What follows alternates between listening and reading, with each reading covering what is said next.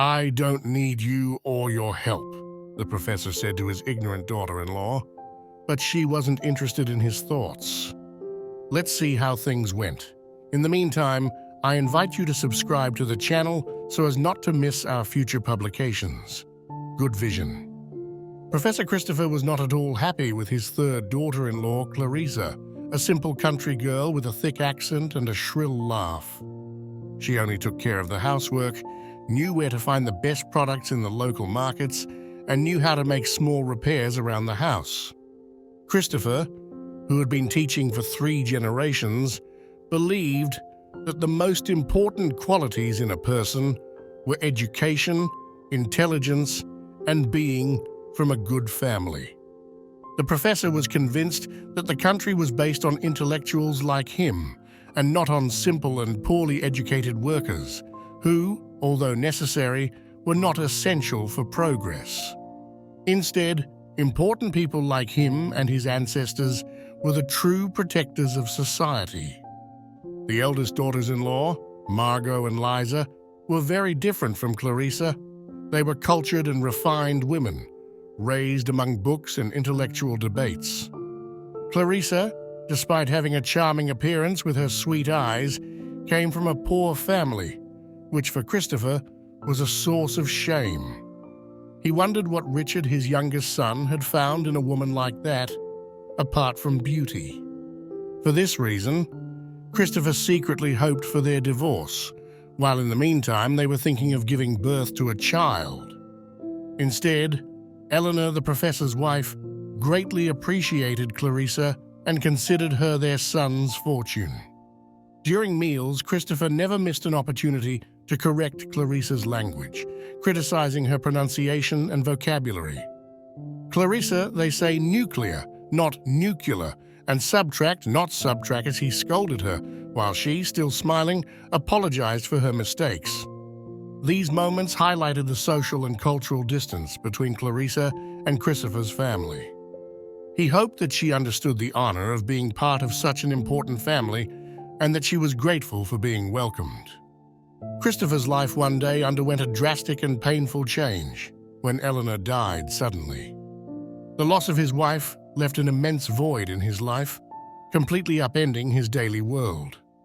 This tragic event caused Christopher to age much faster than normal.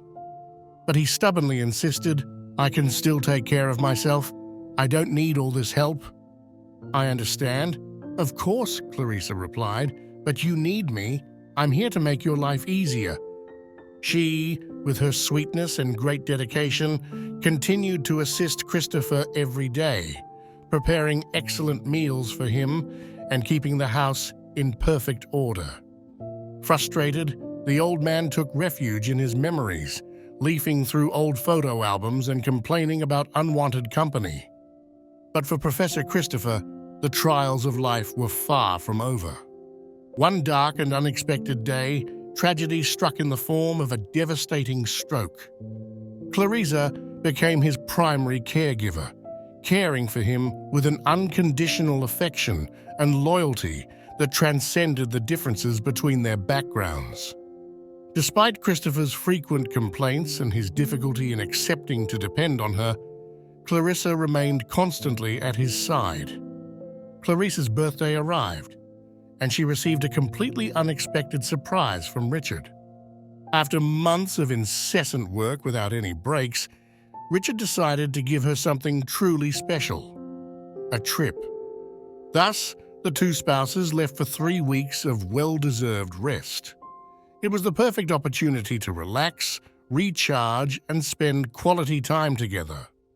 During that period, Christopher's 2 other daughters-in-law, Margot and Liza, took care of him. But things were not easy. After his stroke, talking to his daughters-in-law had become difficult. Christopher felt that they did things more out of duty than out of true interest towards him. His feeling of loneliness grew. His physical and mental state continued to crush him, making him feel more and more isolated and neglected. But in life, nothing happens by chance. Every event has its own reason. Clarissa's absence and the indifference shown by the other daughters-in-law had prepared the ground for a significant lesson that Christopher was about to learn. If you liked the video, you could leave a like. Remember that you are welcome to our channel, so don't forget to subscribe to stay with us. Thank you. The day of Clarissa's return arrived, and as soon as she set foot inside Christopher's house, the atmosphere changed immediately. Her presence filled every room with vitality and warmth, a stark contrast to the cold silence of the previous days. Christopher, upon seeing his dear Clarissa, felt a strong and unexpected joy. Since her return home, with each passing day, the professor realized how dependent he had become on her. Despite his initial reluctance to accept help, the daily routine by his side eased the burden of illness and aging. Clarissa didn't just provide physical assistance, she also offered emotional support that went beyond just being a helper. The old professor, once critical and detached, began to see the world and the people around him in a new light. Clarissa's sincerity and simplicity taught him the value of empathy and human affection, leading him to reconsider his prejudices and recognize the true value of people.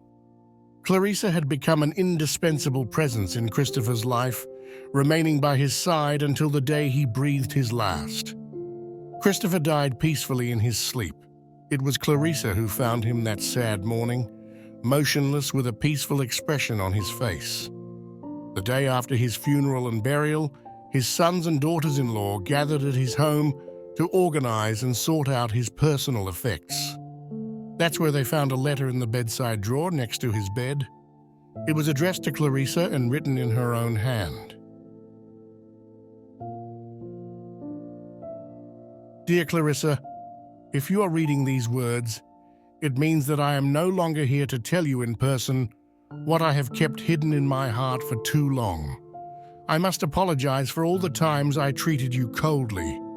I have never opened up about how much you have truly meant to me and how much your presence has enriched my life.